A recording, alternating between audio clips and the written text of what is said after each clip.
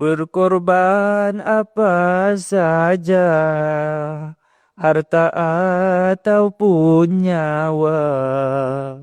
Jangan-jangan nanti hujan. Menegakkan syariat Islam. Sayang Allah kepada kita melebihi sayang ibu kepada anak.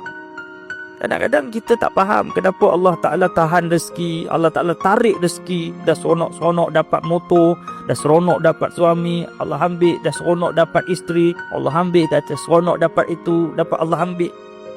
Allah Ta'ala ni kalau sayang pada seorang, tengok ibu sayang anak macam mana.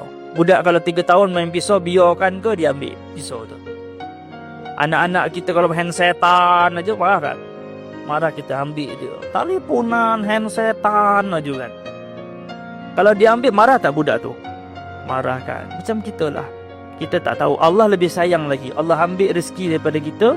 Allah sayang kita. Kita tak faham kenapa Allah ambil.